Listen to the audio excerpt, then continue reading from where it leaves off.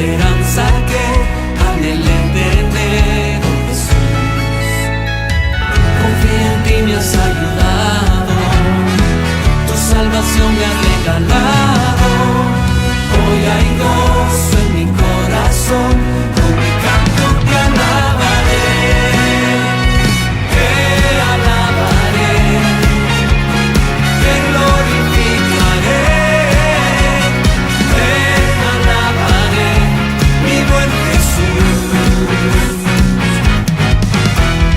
Te alabaré, te glorificaré, te alabaré, mi buen Jesús. En todo tiempo te alabaré, en todo tiempo te adoraré, en todo tiempo te alabaré, en todo tiempo te adoraré, te alabaré, te glorificaré, te alabaré, mi buen Jesús. Te alabaré, te glorificaré, te alabaré, mi buen Jesús.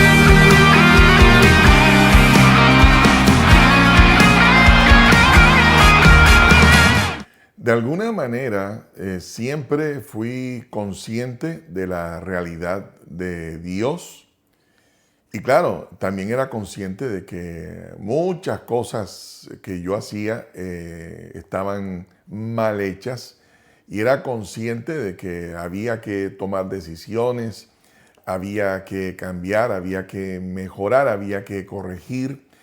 Era consciente de muchas cosas, aunque por lo regular, cuando tú sabes de Dios, pero vives lejos de Él, siempre estás buscando algún tipo de justificación. Bueno, todos somos humanos, todos nos equivocamos, todos pecamos.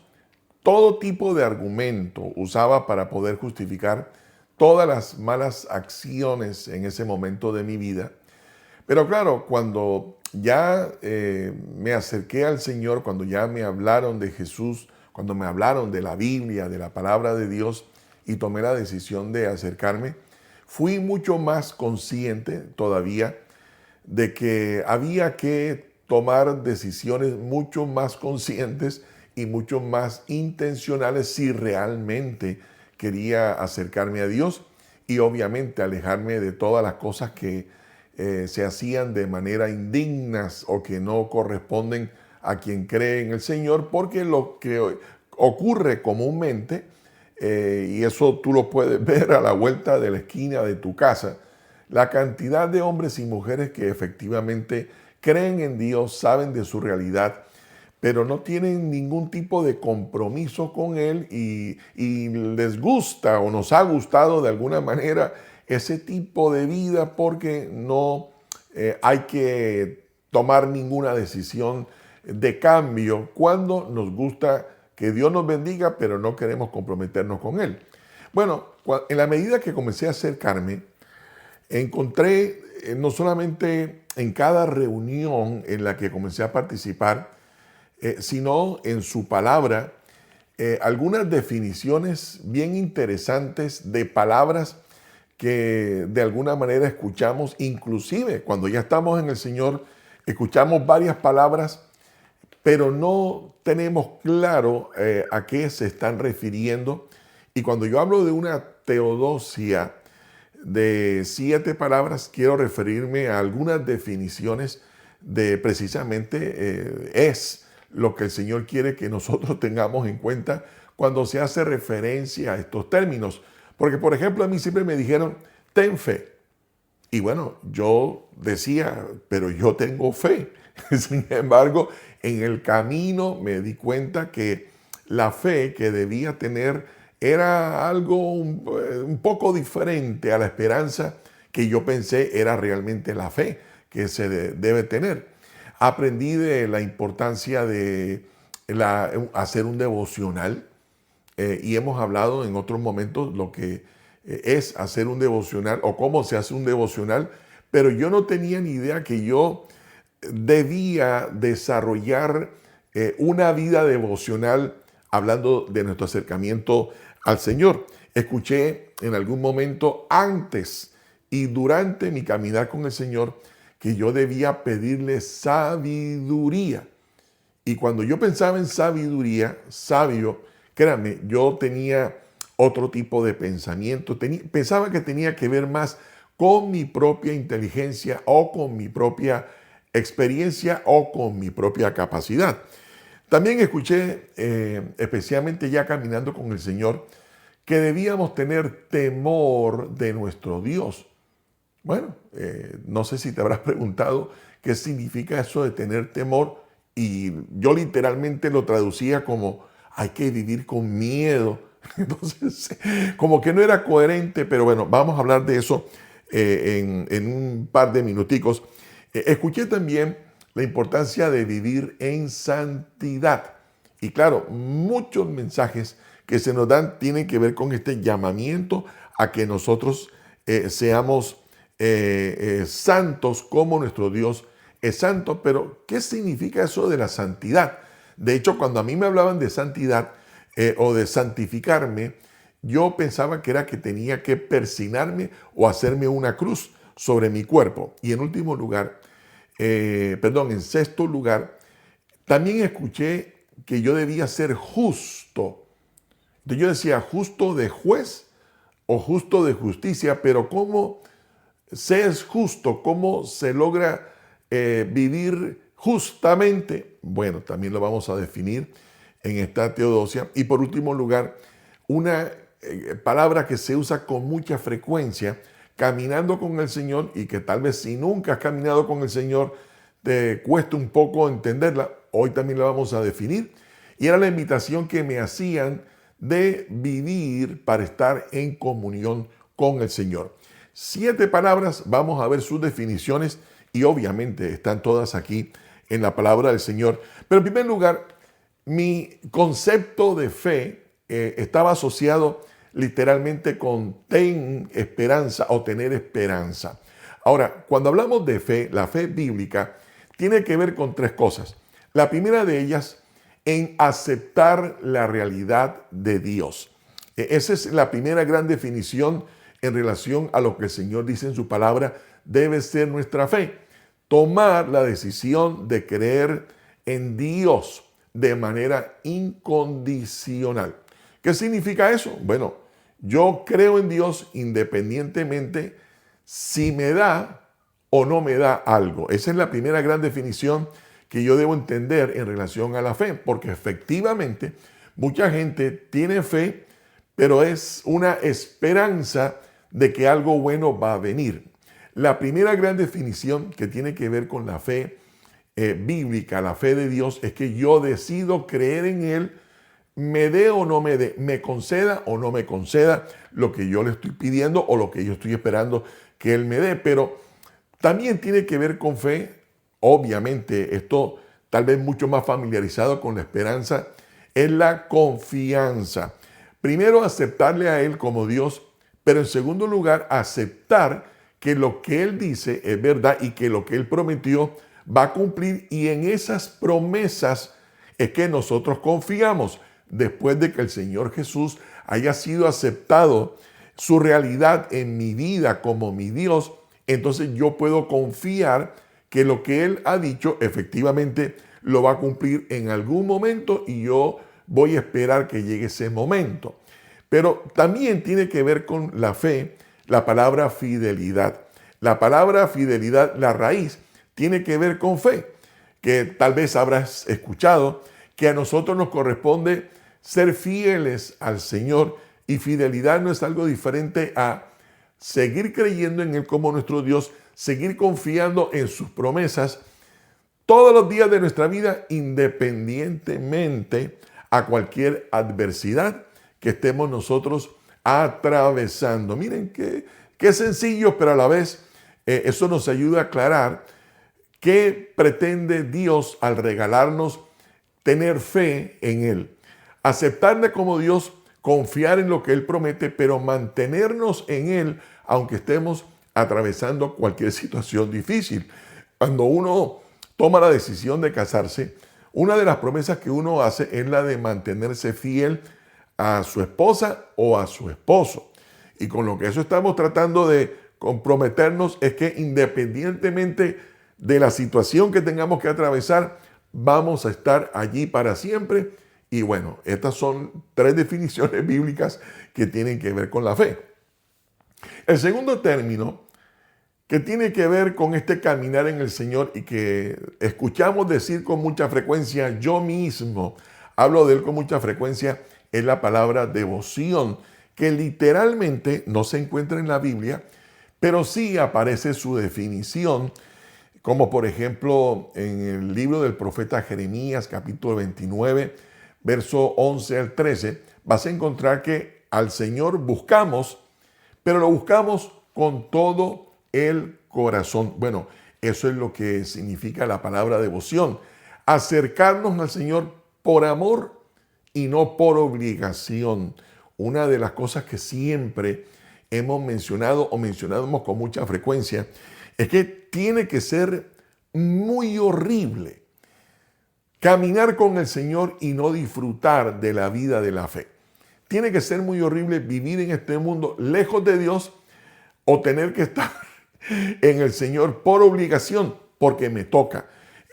Mañana tengo que levantarme a orar. No, y tengo que leer la Biblia. No, y tengo que ir entonces a una reunión de la iglesia. Si esa es la manera como tú estás viviendo tu fe, que sientes que te toca sacrificar algo por causa del Señor, entonces no estás disfrutando de la maravillosa vida que Él nos ha regalado, pero precisamente porque hemos decidido acercarnos a Él, creer en Él, aceptar su realidad, confiar en sus promesas, porque lo hacemos con todo el corazón. Es decir, la palabra devoción, en conclusión, significa que decidimos buscar al Señor por amor, voluntariamente, y no porque alguien nos está obligando. Tú vas a notar la diferencia entre creer en el Señor porque toca o creer en el Señor por amor, por devoción. Bueno, esa es la definición. En tercer lugar, la palabra sabiduría. Yo mencioné hace un ratito que yo estaba convencido que sabiduría tenía que ver con inteligencia, con mi entendimiento de las cosas, con mi propia capacidad o con la experiencia de vida que yo hubiese tenido en relación a algún tema. Algunos son expertos en el deporte, en negocios, o tienen algún tipo de habilidad que han ido desarrollando a través de la vida. Yo no digo que esa sabiduría humana sea mala. Sin embargo, cuando nos hemos referido o cuando en las iglesias hacen referencia a la importancia de tener sabiduría, de pedirle al Señor sabiduría, que dicho sea de paso, dice el libro de Santiago, Él nos la dará sobreabundantemente, hace referencia a la sabiduría que pidió Salomón, que si ustedes recuerdan la historia, Salomón pudo haber pedido dinero, pudo haber pedido riquezas, pudo haber pedido un gran ejército para destruir y derrotar al enemigo, pudo haber pedido cualquier montonón de cosas porque el mismo Señor se las estaba ofreciendo. Sin embargo, él pidió sabiduría. Y saben, sabiduría tiene que ver con la presencia de Dios en mi vida, que me hace hábil para tomar decisiones de la manera correcta. Así que cuando tú escuches a alguien decir que necesitamos sabiduría o que es importante pedir sabiduría, está haciendo referencia al hecho de que nosotros necesitamos de la presencia de Dios en cada uno de nosotros para entonces tomar las decisiones de la manera correcta. Seamos sinceros, ¿cuántas decisiones hemos tomado? Y muchas de ellas han sido desaciertos. Nos hemos equivocado porque hemos pretendido decidir de acuerdo a nuestra capacidad, de acuerdo a nuestro entendimiento o de acuerdo a la experiencia de nuestra vida, y después tenemos que arrepentirnos. Pero cuando yo le pido al Señor que Él me llene con su presencia, me inunde de Él, entonces, ¿sabes? Su presencia en mí me hace hábil para tomar decisiones de la manera correcta, como ocurrió con Salomón.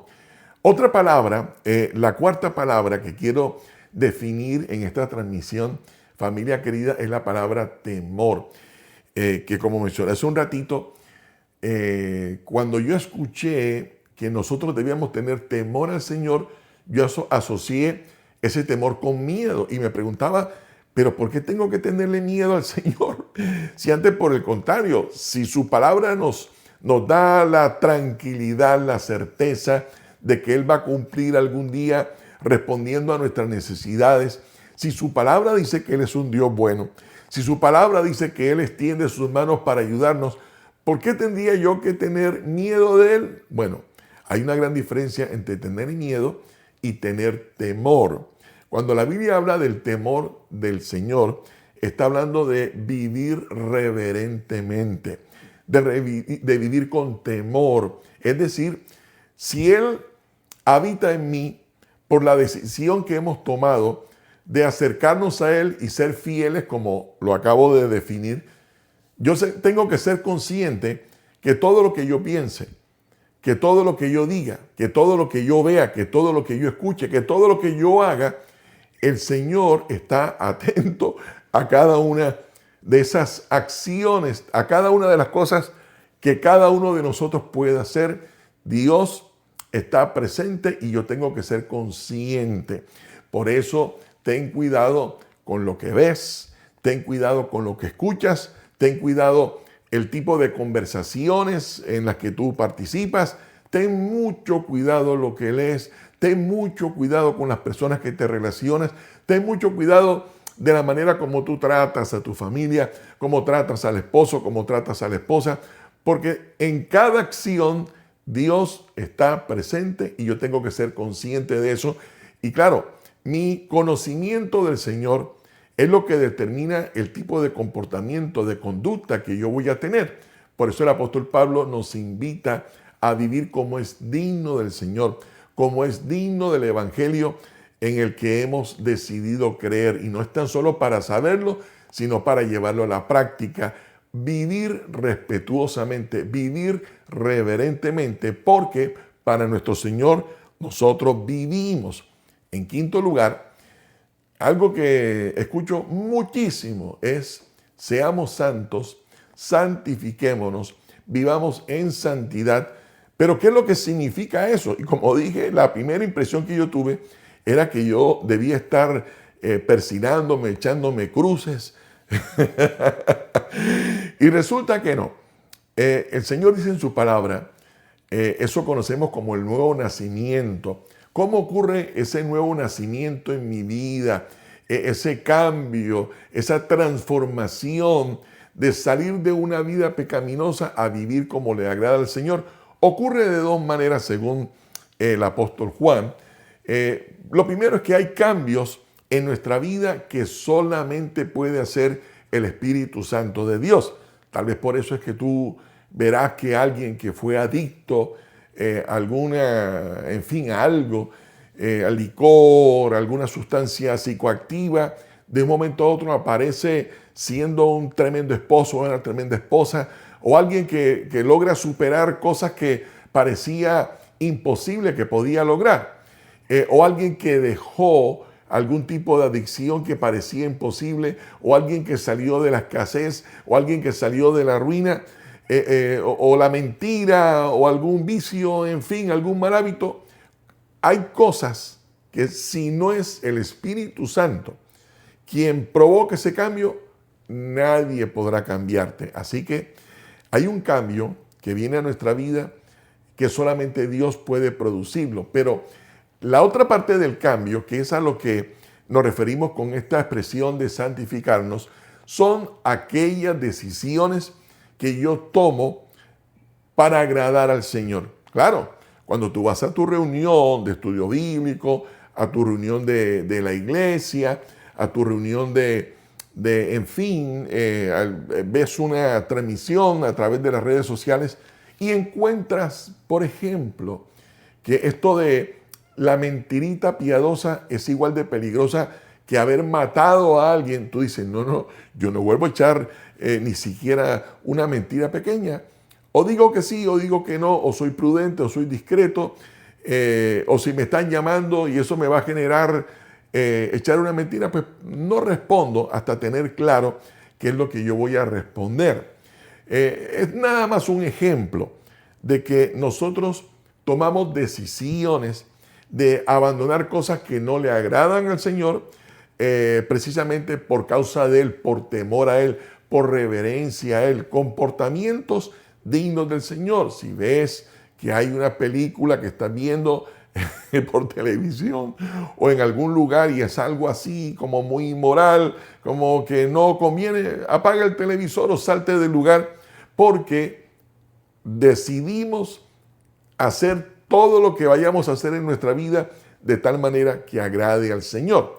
Ahora, junto a la santificación, a esta serie de decisiones que tomamos de abandonar cosas que no agraden al Señor, surge otra que también es muy común en el lenguaje de la fe cristiana, y es que seamos justos. Bueno, ser justos no es solo algo diferente a tener comportamientos que honran y glorifiquen al Señor, muy parecido a la santificación. Pero yo voy a tratar a mis hijos justamente. Voy a pagarle a los empleados justamente. Voy a trabajar justamente.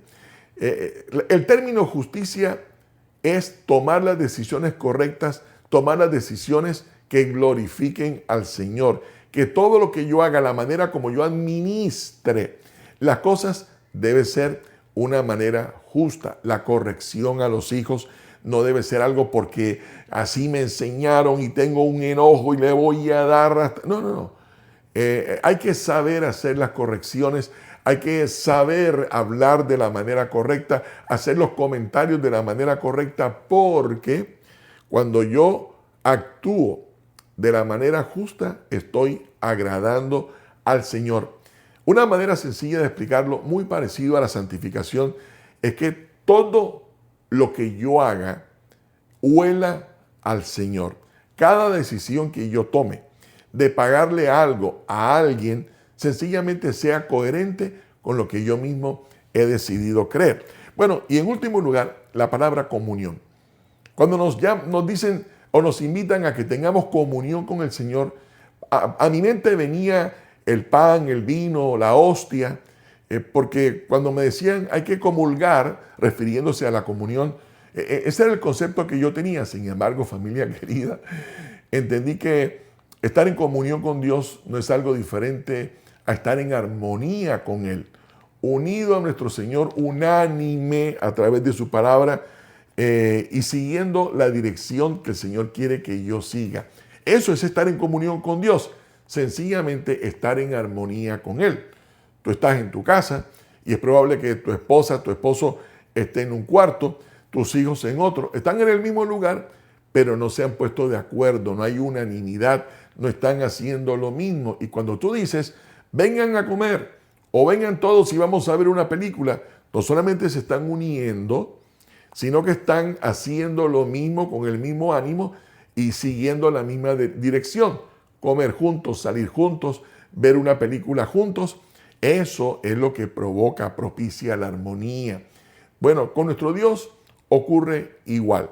Hay en esta palabra dirección para nuestra vida, un llamado de Dios para cada uno de nosotros, un propósito del Señor, que la mejor manera para estar en comunión con el Señor, en armonía con Él, es haciendo todo lo que nos una a Él.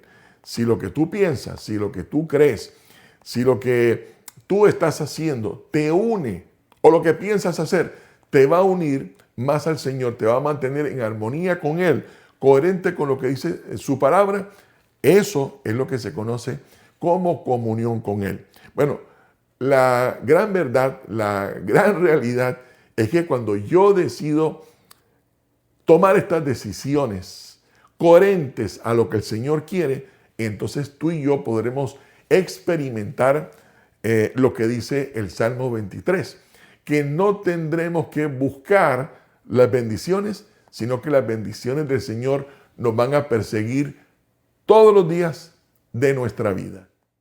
Dejaste el trono para mostrarnos la luz de tu trono a la cruz y mis deudas pagar de la cruz al morir, de la muerte a tu trono, tu nombre yo levantaré, tu nombre yo levantaré.